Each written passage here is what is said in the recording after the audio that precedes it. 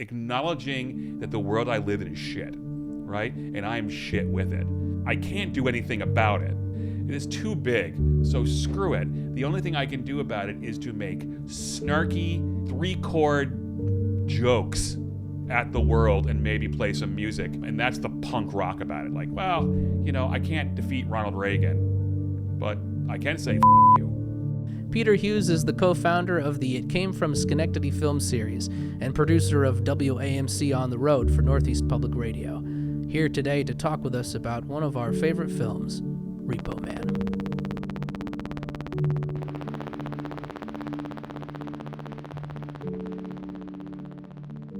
So Peter, you and I would describe as not being punk rockers. I would agree with that. But this is a movie that is very closely defined with punk rock, and we both really love this film. So what is it about the punk rockness of the film that is so intriguing? Well, when I will tell you what I love about punk rock, because while I would not describe myself as particularly punk rock, I have a great affection for punk rock, and I often, in times of uncertainty or being fed up with bureaucracy or being fed up with the news or anything, find myself listening to more punk rock because punk is, by definition, stripped down, 3 chords and the truth. It is simple, it is direct, it is angry, it is clear, it is in your face. So when you strip away all the effects of culture and society and things you're sick of and angry, and you're just the raw nerve of you, and that's what the truth, the simple truth of you, that is punk rock. So that is, and then you add in safety pins and all sorts of things that they now sell at Hot Topic. But that's the flavor of the month with punk rock. It has changed over the years, right?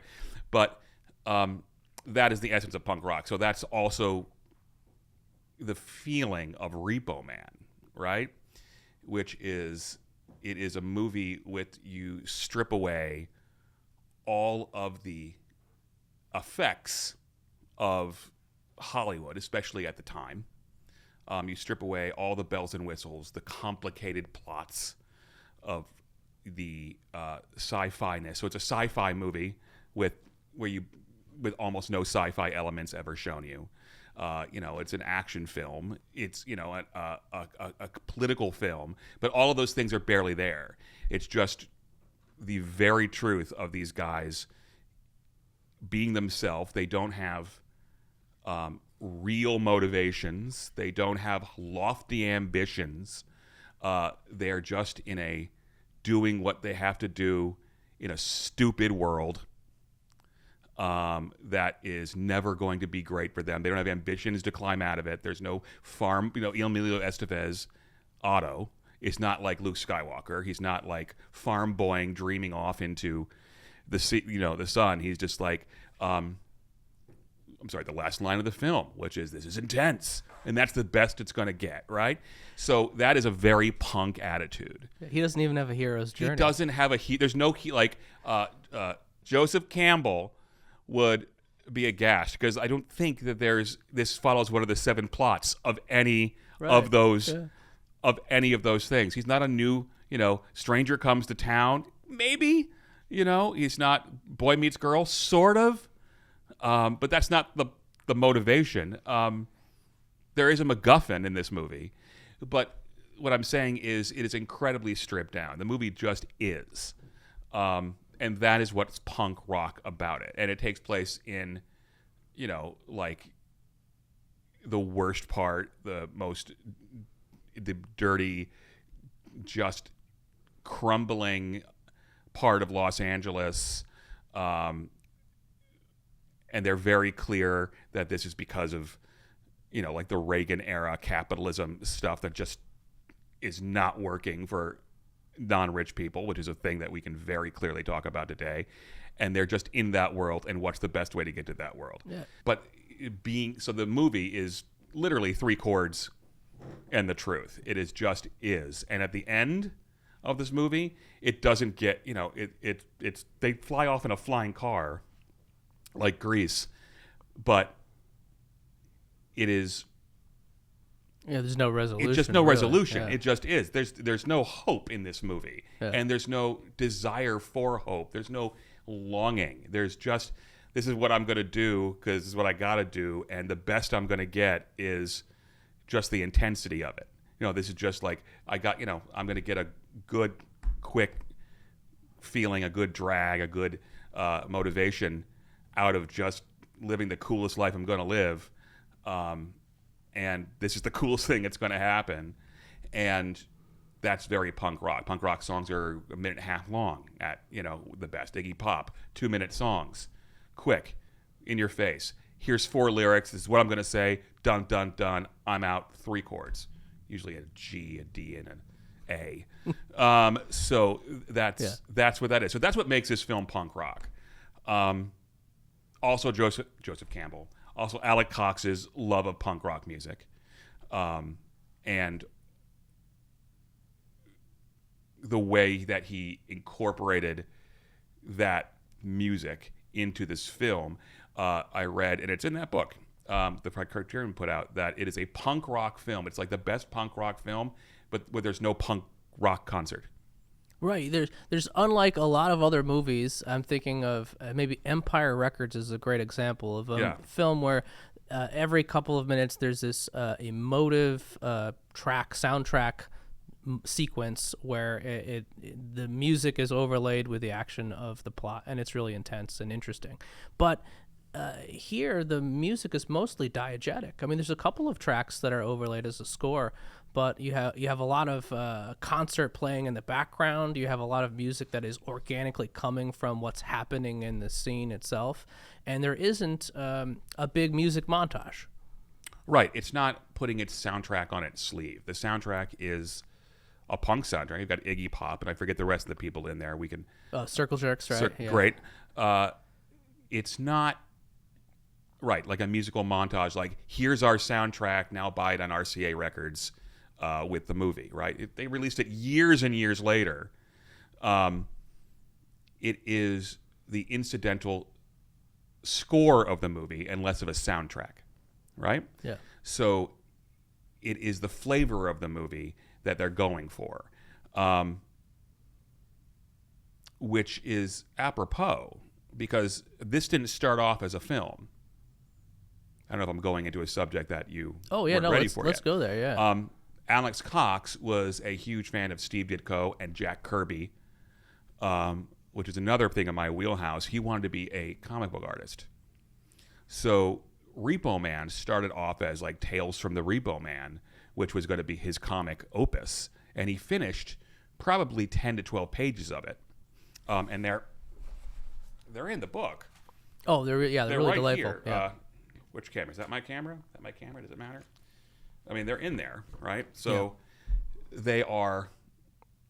He drew the whole book, and then at the end, and this is the part I love about this comic, which is because I've had this experience myself. He said, "Wow, that took a long time and was really hard." Another punk rock attitude.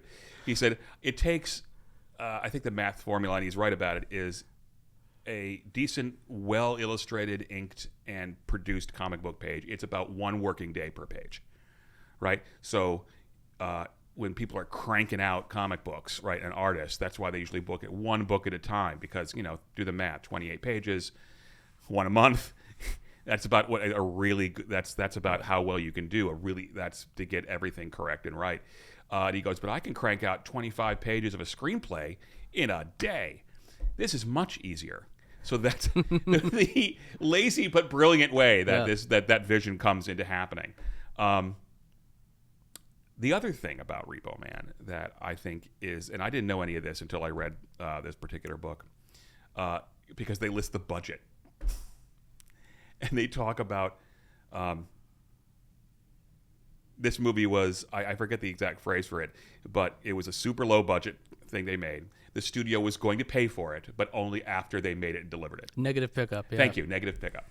Yeah, there's something delightful about Alex Cox being like, film student. I'm going to shoot this for $70,000 was the original budget. Yeah. And then Mike Nesmith comes in and says, you should do this for real.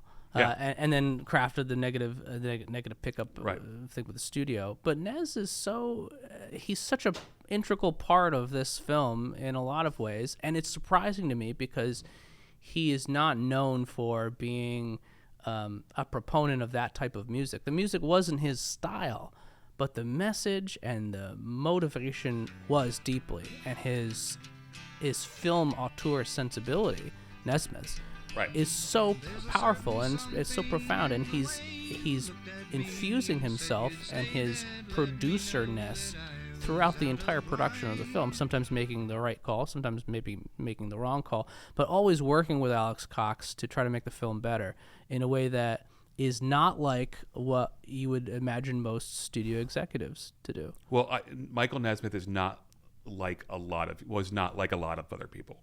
I'm a big Nez fan. Yeah. And I finally got to see him perform live just a year before he died. With completing my circle of Monkee live acts, because I saw the other three when I was in my first concert when I was in the 6th grade. Oh, nice. And then I completed the set a year before he died. The Monkees was also not Michael Nesmith's musical style. Yeah. Right. And you sent me an email last night asking, hey, were the Monkees actually punk?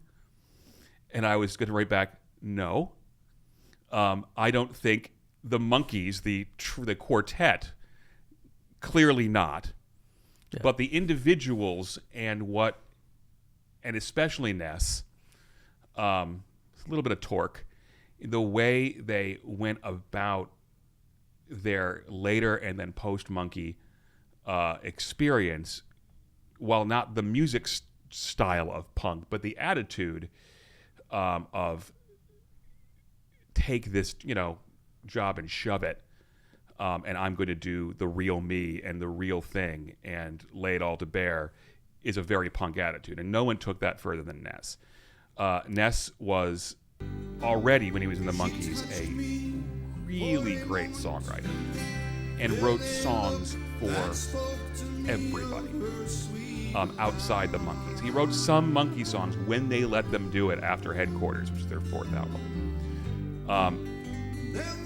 But he was the musician and producer and creator and of that group, which is why he found that so frustrating. Little Monkees history. Let me just get this on. You have the 4 guys clearly put together to be a TV Beatles Hard Day's Night type thing. But at the same time, there are 4 super talented individuals who mesh really well, and they are all performers of one kind or another.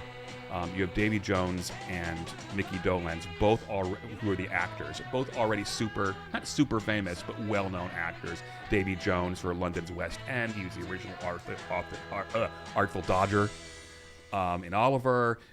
Mickey Dolenz, a child star. He was Circus Boy, on TV for years and years. So you have the 2 actors, and then you bring in 2 unknown musicians. Peter Tork, who was just a great musician and had a great personality, but a musician, could play every musical instrument. He was the musician of that group. And Michael Nesmith, who is a songwriter and creator and had this big dreams of producing things and looked at the Monkees as his shot in order to take this thing. Here's the ball I've been given. What can I do with this ball to fulfill all my other dreams? And yes, that whole thing they got together with you're not real, you're fake, you're prefabbed, weighed on them, but it weighed especially on Peter Tork and Michael Nesmith the most, right? Davy Jones and Mickey Dolenz used to the didn't artifice. Care. They're like, that of course we're actors playing a part, and the other 2, Peter Tork, Mike Nesmith, we're doing that, but we're musicians and artists, and why won't they let us do this? We can do this so well. And eventually, through the popularity of the show, got themselves to a place where the later Monkee stuff, they are playing their instruments. They could play all those songs. They played them in concert. Right. Davy Jones had to learn how to do some stuff. Mickey Dolenz had to be taught how to play the drums. But but the songs aren't that complicated. You and I could like spend a month and go and do some songs and put a show out. Yes.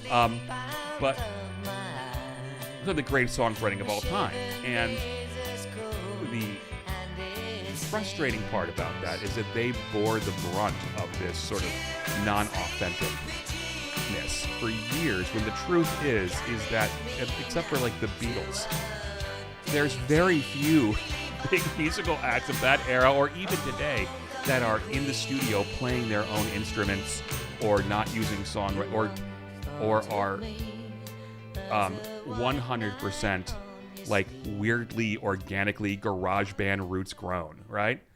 I mean, the Wrecking Crew should probably be in the Hall of Fame for playing everyone's album all the time.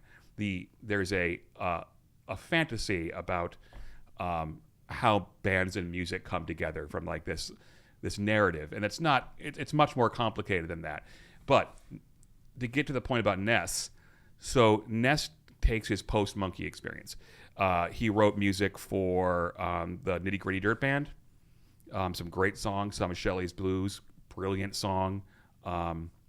I got to play along with it and sing along with John McEwen from the Nitty Gritty Dirt Band on that song. It was great, great moment. He's on one of the people I keep on my text. Like, I can't believe I've got this guy's. This guy sends me texts. Yeah. He wrote, of course, for the Stone Ponies, Linda Ronstadt, different drum, and a whole bunch of their songs. You realize that have this sort of Michael Nesmith DNA. So he was already doing that, and then Michael Nesmith decides that in becoming in order to be the creator he wants to be, he starts moving into being this like producer, and through the white out fortune that he inherited from his mother, had the resources in order to kind of do the things that he wanted to do. And so he started getting really early into music video, and started to produce full-on music video films for his albums, which didn't do great by themselves as his albums. They're sort of okay country albums. The Michael Nesmith and the First National Band they did pretty well with Joanne's probably the big song that came out of that. But then he starts moving into the music video and gets in really early on the VHS market. Like, Michael Nesmith got another fortune from buying the rights to VHS distribution. All right? Didn't know that. He was, so buying, so like when you see a Blockbuster, they don't anymore, like some of that money was going to Michael Nesmith just for the early, like buying the rights to films, buying the rights to the making the videos themselves. Like, he got really into that, and so he had this catalog of things he was lending out to people. So from an early age, he has an interest and an imagination with the mechanics of production, how to make things happen. Right. Thank you for bringing this back around, by the way, because I could go off on Ness for 3 hours. There's a whole well of things to talk about with him. Yeah. But I'm fascinated because he knew how to get things done. He eventually had the resources to put it all together to make things be done. Yeah. And in the case of Repo Man, to essentially finance the production of the film, even though the studio later purchased it, but to put up basically the working capital for it. Right. And at the same time, he has a love of film and a desire to help other artists. And it's got very little to do with Ness about the style of music it is. Yeah. And this is what makes a great producer. Yeah. It's not about what you personally like. It's what makes, by the way, a great leader, in many ways, which is it's not about what you like. All right? That's ephemeral. Yeah. It is about, but he is really interested in helping Alex Cox and other artists who have a vision, but not an interesting vision, right? A really cool vision that they can clearly see, and helping him do the other things to get that thing to where it is, especially if it flies in the face of the film and music and commercial industry, which had crapped on him for so long for being a monkey. Right? Yeah. So funding the punk rock vision is, in my opinion, one of the ways in which Michael Nesmith says, screw you, I'm just as valid as you are. The chords might not be exactly the same, but the truth is still... The truth. It's still, yeah, exactly. Yeah. So that is kind of where Nez comes in to that. By the way, another thing that Nez, and I didn't know this until I Googled it at the library and by accident, which I was looking up. Are there any Douglas Adams books I haven't read? Right? So I just sitting there. My wife is like looking for something. I'm just at the library going, oh, well, I'm here. And I like Douglas Adams. And then it came up, Michael Nesmith, Infinite Tuesdays. What is that? And it turns out it was he wrote several biographies. This was the last one he wrote, called Infinite Tuesdays, which is based on this cartoon he always just liked about like an elephant and a fox talking. And he says, it's like, wow, every day's a new day. Yeah, but it's always Tuesday. Which he just found like very apropos. It always feels like Tuesday. Like same day. Yep. Nothing happening. Nothing behind me. Nothing. Just Tuesday. And the reason that Michael Nesmith was on that and Douglas Adams in the library, it turns out they were friends. And one of the VHS properties, one of the properties that Michael, in bulk buying of properties, of intellectual property, was the film rights to Hitchhiker's Guide to the Galaxy. So he met with Douglas Adams. They worked on this for years to do a Hitchhiker's film. It never happened. For whatever reason, it never could quite get together, as many of these things often do. And eventually, after the rights were reserved, it became the film that they made with, Zooey Deschanel. Right, yeah. Big budget. Which isn't not great.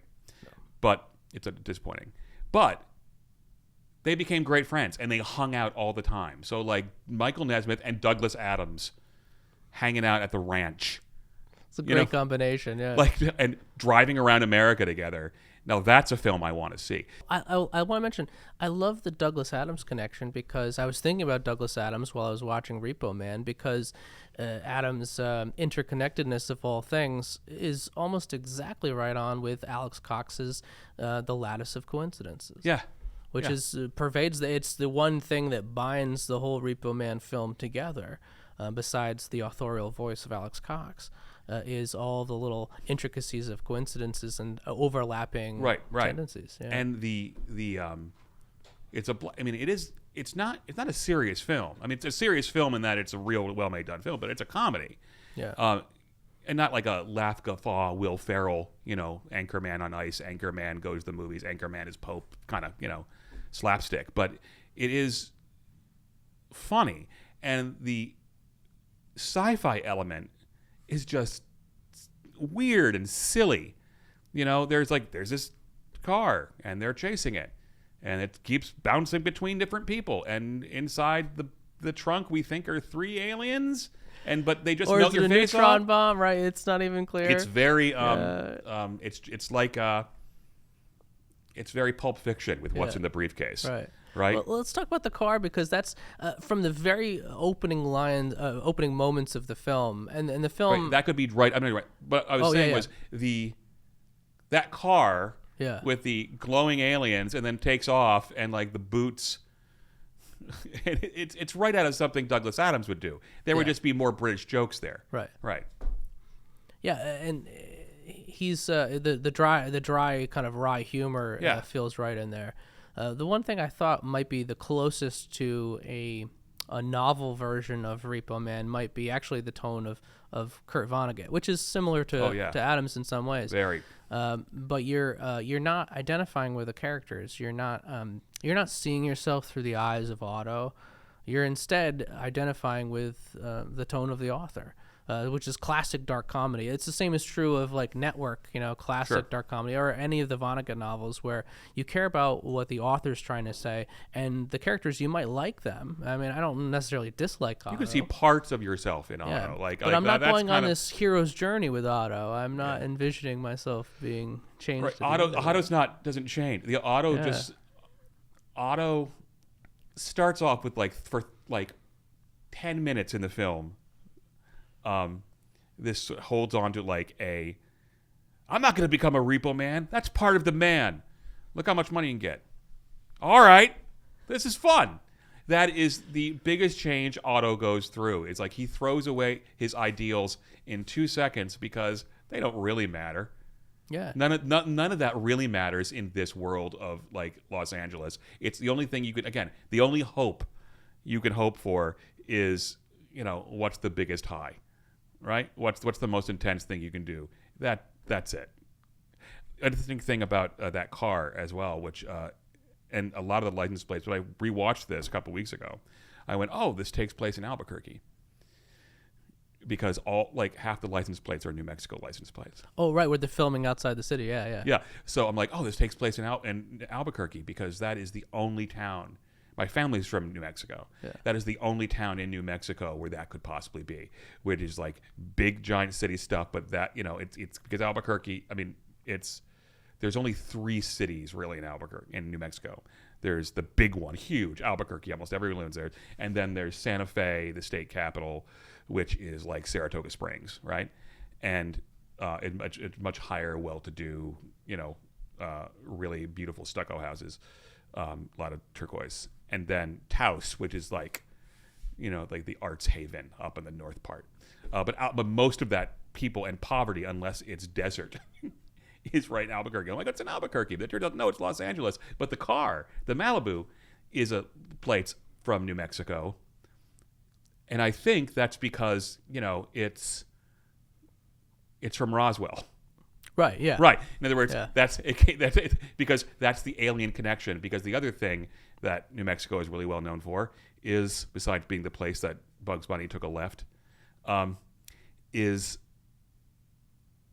aliens. They sort of land there. Yeah. So if you're going to have a car in Los Angeles, it's probably from Roswell. So the plates are great. It's the one thing that's very different. It's the one thing that's alien and out of place in Los Angeles too, right?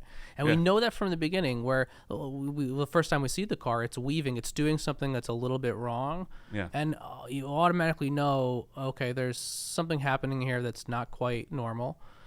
And then you get the punchline of the smoking boots, which was Nesmith's idea, which I love. That was from another Alex Cox film. Oh, okay. He reused it. Oh, yeah, great. He was from. I forget the name of it. It's in the book. The first film. Yeah. He that was a prop he used. It was a callback. Oh, that's great. Yeah, and it totally makes sense because now within those first 5 or 10 minutes or so, now that the some rules of the universe in this world are a little bit different from ours. We know there's this alien thing from this Roswell, Albuquerque flavored car that is now moving towards Los Angeles, and then you get to Los Angeles, which is a world of essentially cars, right? You only see nobody has. I think Alex Cox said this. Nobody has a home. Except for Otto, and he sleeps in his parents' garage with an uncut. There's a cut scene there. And his parents have given away all of their money, all of the hope. Otto started with hope, right? Yeah. And we just, and his parents gave away all of that hope to this preacher on TV, which is a very Los Angeles thing to do. Which just sets Otto up, right, for why he needs a job. But then it's not like he's not climbing his way out of it, except to chase down this one car. So maybe the car is the hope in the movie, right? Yeah, I think ultimately it is. It starts off as a MacGuffin, and where it's a $10,000 score, which is way more money than that car is worth by far. In 1980 Los Angeles. Yeah, everyone's reacting to the car in some way. The people, some people are toasted by it. Others are yearning for it and trying to get it for the money. Other people are trying to get it for the secret it contains. Everyone wants it, and everyone is driving around in other cars in these kind of bombed out, desolate locations of Los Angeles, filmed on the smoggiest day of the year in 1982 or something. And it's this car that represents whatever it is that they want. And they want different things. But it's all in that car. And no one gets it. Well, right? they do get it at the end. They fly it off. Yeah, And- but none of those people get it, right? The only person who gets it is the one who really didn't want it, who which didn't is want anything to do with it, who just accepts it. Miller. Yeah, Who just accepts it as Yeah. the one who doesn't see any of this as out of place, right? The one guy. yeah, I love that. Miller is such a fascinating character. Is he an alien? Yeah, right. We don't really know. We don't know his true background, but it started like the script of the movie did not emphasize him originally. That wasn't the original ending, and over the course of time, which is I think is a good example of Alex Cox being collaborative in the same way he was collaborative with Nesmith, of taking good ideas and then incorporating them when they felt right. Yeah. And some of the crew came to him, maybe it was a couple of the producers, who said Miller's role in the movie has taken on this larger presence. We like his material. We like the monologue that we wrote for him and by the burn barrel. It's a beautiful monologue that was originally an audition piece and then gets incorporated in the movie. And more we like what's happening with Miller's character. And they changed the movie based on what they are finding in the course of production. And that is really the key to the thesis of the film, where the purity of Miller Right. gives you what you want. This is intense. Let's do this. Yeah. Well, let's talk about the look of the film and some of its techniques, because I think that's interesting. Robbie Mueller was the cinematographer, and one of the things I love about Nesmith is that he gave Alex Cox the confidence to say, hey, who do you want to shoot the film? Who's the person you really want? Oh, Robbie Mueller. Well, let's ask him. And instead of just assuming he's going to say no, Yeah. and in fact he says yes. But Robbie Mueller, who's a really great cinematographer, wonderful lighting and beautiful visual images, is not lighting the film like a comedy. And the whole film looks like it could be, if you turned off the sound and you just saw a screenshot, it could have been a serious drama.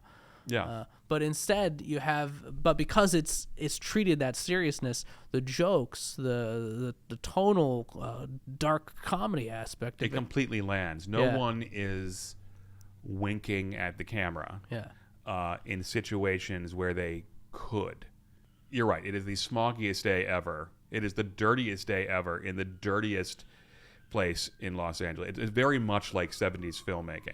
It had this extra layer of just grittiness and found footage-esque documentary film, right? You could really feel the Style. presence of where it's being It's shot. right. It is completely ingrained in this one place in Los Angeles where you would not want to be. You know, you don't have, no one dreams Yeah, that's right by Skid Row. Yeah. of going there. You know, this is not Hollywood. This is the real Los Angeles, which is a very Cox and Nesmith thing to point out. So again, there's that anti-authority, anti-avarice portrayal of Hollywood and Los Angeles. You notice there's not a lot of close-ups in the movie? I love that, and I didn't notice it at first, and I'm rewatching Really? it again. And yeah, there's most of the action in the film unfolds in like a two-shot, whether it's a long shot. You know, for example, there's in the opening few moments where you have the punchline of the smoking boots. Yeah. We have a beautifully composed, very classical shot of the motorcycle cop pulling over the car. Yeah. And it's very symmetrical. It's very grand and long. And then you have lots of moments of people inside cars, but there's not close-ups of their faces. We don't pull in to see Otto's pain when something bad happens to him. We instead see a two-shot of him talking to somebody else, or a conversation that occurs between one glass of a car and the open window of another car. Lots of screens and frames, but we don't see close-ups of people's faces where we get into their emotions. Why do you think that is? Because if you pull into their emotional landscape and start to care about them too much, you have to make them characters that people care about. Gotcha. Oh, so right? This is a way to say introspection in this film of these people is both unnecessary and unwanted. Right. It is You have to keep your by distance. both you as the audience and also by them. They don't want you in there. Yeah. We don't want you in their stuff. They don't want you either. You know, this is not, again, it's very anti-establishment, very salt of the earth. Screw you. We're just living our life here. Because Cox doesn't necessarily like those people, right? He doesn't hold up Otto as a great example as a person who you like, sure, or maybe even think is good. I think he described them as like kind of monsters, like kind of interesting monsters, and if you don't have that person that you like and care about, everyone's petty. Yeah, everyone in this movie is petty. Even the punks are, really. He's making fun of the punks too. Right? Yeah. I mean, it's no one in this film is someone that you think has really great motivation or ambition, or it's all just people who are in this stupid circumstance, like it or not, and while they're there, they're going to make stupid, petty, selfish decisions like 99% of us would in any given situation. If you take a still frame, you take a survey of all the people you know, right? How many really are worth a hero's journey? You know, like most of us, and I'm throwing myself into this category too because I'm not delusional, are just getting by. You know, and doing the best we can in the circumstances that we're in. And most of the decisions we all make are selfish and petty and just self-surviving. You know, just how do I get to the end of the day and tomorrow? And very few people in real life have some great ambition or moral center. I'm not saying they're immoral. Yeah. I'm not saying that they're bad people.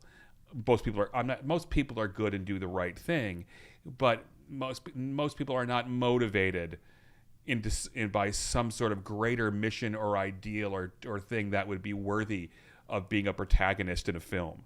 So this film takes a look as a snapshot of the other ones, of what majority of people are. It's a very 70s thing in film to do. And this is probably the tail end of that, you know. But it also comes out at the same time as Hollywood is doing these starting to do these gigantic blockbuster, you know, the Star Wars films. Empire Strikes Back's coming out at the same time. E.T. This huge explosion out of the gritty 1970s post-Watergate kind of film era into the Reagan-era big blockbuster, you know, Amblin film, Spielberg and Lucas kind of thing, and it's just a different. Right. And this film is sort of like anti that on purpose. Right. If you pull in too close and get touchy-feely, back to the cinematography, right, you then you lose the comedy. But if you notice, there's a whole bunch of close-ups in the film. It's not devoid of close-ups. You just told us we had no close-ups, Justin. Well, we have very few, but where we do have them is interesting. For example, there's lots of insert shots. There's a shot of the rat that they throw into the woman's car. Right? He pulls the rat out of the bag, throws it into the car, and then you get a shot of the rat, and you get a shot of her face, and that's part of the joke. It's part of the punchline. Yeah. Or you get a moment where the famous John Wayne is a fag sequence, one of the most iconic and heavily quoted scenes in the film, where you have a lot of kind of handheld two-shot, multiple-person shots there, and then you get an insert shot of Miller's face because his reaction is important to distinguish as compared to the other people in the scene. So you pull in for when you need a punchline. You pull in when you need a reaction shot to help make the comedy better. Not to make us care. Yeah. Right. When you need an emotion, you go for that. Yeah. Other than that, you're on your own. Miller, I feel like Miller is someone who I wouldn't want to say I identify with, but I appreciate him the most because he seems the most sane and pure. He's the one who doesn't want anything else. Right. And we haven't mentioned the line yet, but I think it's wonderful, which is that the more you drive, the stupider you are. Yeah. Yeah, yeah. It's. I was thinking we were talking about you don't identify with someone. I go, he's the closest you got. Yeah. And he ends up being the kind of the hero of the movie, right? Yeah. But he's the one that's not affected by the car, right? Am I right about that? Yeah, you're right. Yeah. He's the bishop and they all burn, and then he brings Otto in, and for some it's almost like his not being exploded by the car, and eventually not caring, not worrying, not caring, not is the secret to the baptism of whatever this alien thing is. Yeah. Which is never explained. Never explained. It is the most sci-fi part of the entire movie, and they don't feel a need to not just explain it, but the characters involved with it don't react to it. And other than the final line of the movie was, "This is intense." Wow, this is intense. So, Like Repo so Man. Peter, So 40 years later, yeah, oh my gosh. right? It's had an enormous impact. It's an influential movie. We didn't talk about this too much, but the soundtrack saved it, right? It was released Soundtrack and it saved it, right. died. The soundtrack became cool because of trends in music. That was re-released. And then the new studio executives picked it up and re-released the film, and it was a huge success. Huge success. But looking at it now, looking at what it's saying at the time, looking at our situation in the world, in the universe now, Yeah. what do we take away from this film? Why is it still so impactful? Because I think, although we talked, and I'm gonna contradict something we just talked about for an hour. Okay. While yes, you as watching a film as a film person, as an individual, don't necessarily say I'm can identify. I want to be that character. Yeah. We can all identify with the world and that existential just nothingness that it is. That there is. Yeah, we recognize that as real. We in our recognize lives, that don't we? reality and Yeah. how we would be in that reality, which is we've all I'm not going to do that job. Hey, it's $2 more an hour. I'm going to do it. Great. Yeah, I'm gonna pour a beer on the floor, and the next time I'm going out with you to do the work. Yeah. So it is the ridiculousness, the hopelessness, the griminess of the world that we actually all live in. The bullshit repo code. The bullshit, yeah, for whatever it is, right? Whatever bureaucracy, our own jobs or lives, or that have, which is just ridiculous. And why do we do that? I don't know. We've always done that, and that's the way it just kind of functions. We can all identify with that, whatever it is. So that is a very real place to identify with. So those characters then by that become identifiable to you. If not what you want to be, we think that's kind of what I am. And you add in the music, the punk rockiness of it, which is sort of acknowledging that the world I live in is shit, right? And I'm shit with it.